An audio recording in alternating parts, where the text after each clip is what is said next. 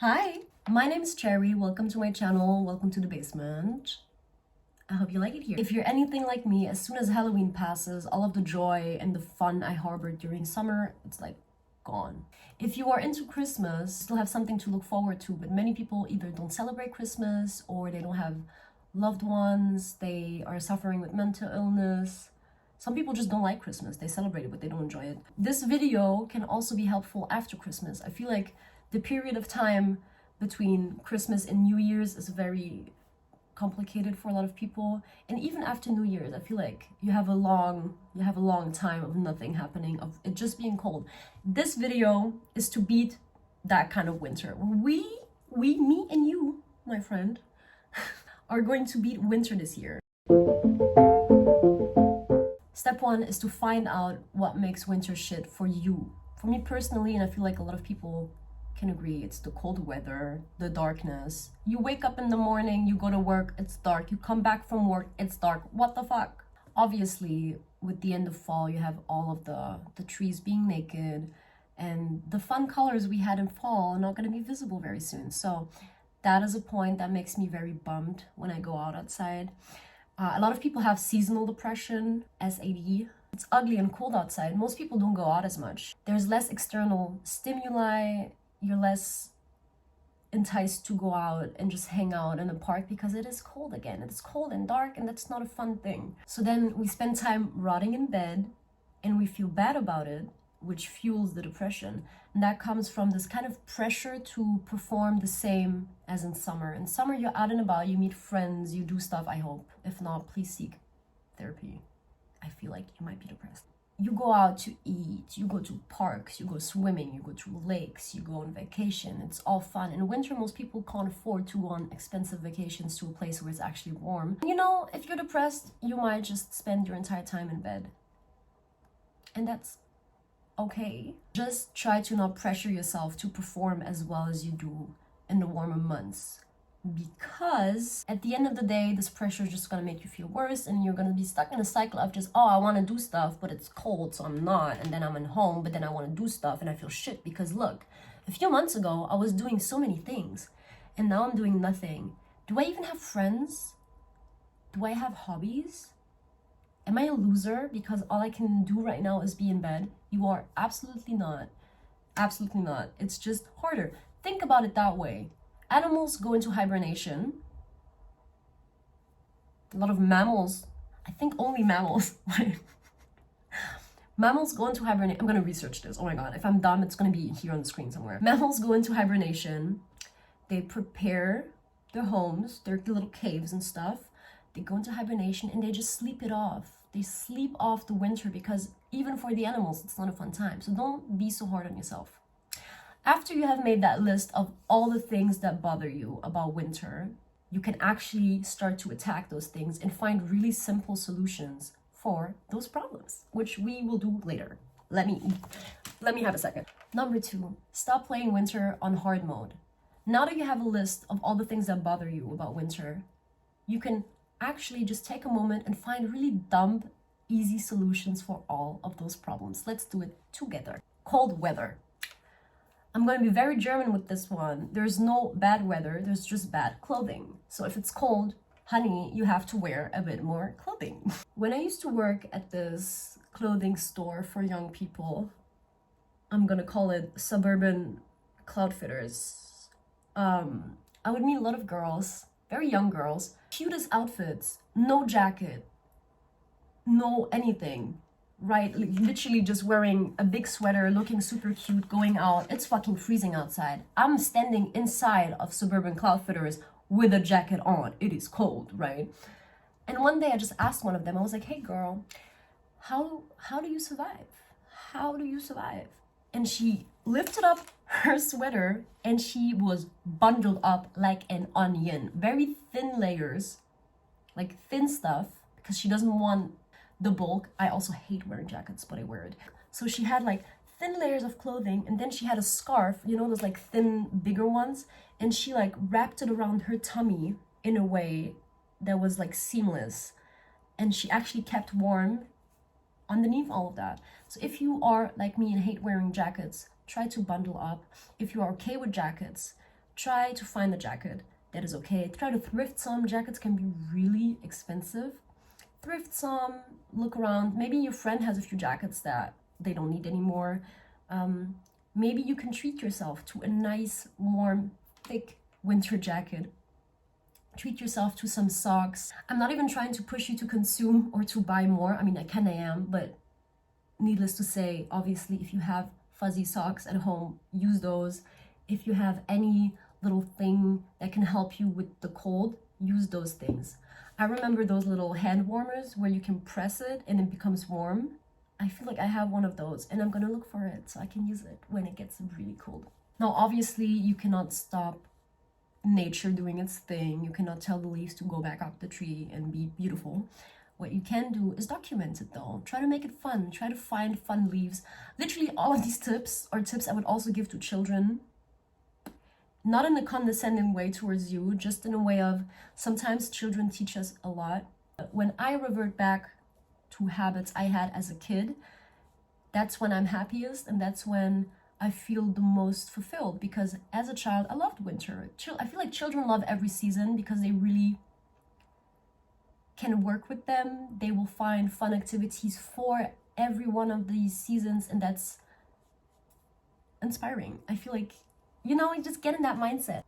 Let's make crafts with sticks and all that. Maybe this is a new thing for you. Try to see it in a romanticized way. When it comes to the bed rotting and being inside and not really doing much with friends, again, maybe you need some time to just watch shows.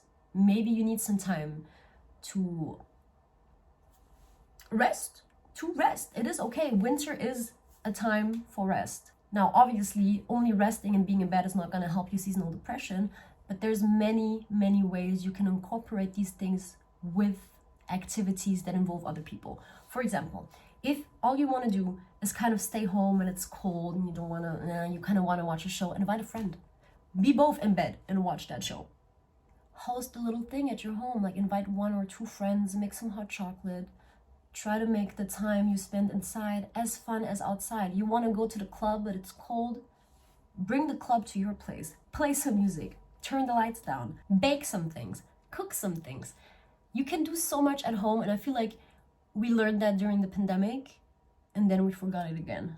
Now, obviously, if your symptoms are more severe, if you have SAD, seasonal depression, if you have just normal depression that gets triggered, especially in these months, or if it gets worse, I would suggest you try and see if you can find a therapist or some help around you. There's lamps for SAD. You can put them in front of your face for half an hour, I feel like, every day, and it kind of restores the things you lose in your brain when it's kind of dark. I don't have SAD, I just have depression. And what helps me is my sunset lamp. I just put it on. It gives me the vibes of, the sunset. It gives me good vibes, and when I'm feeling extremely I need some sun, I put it on and I just stand there like a flower and wait for myself to bloom.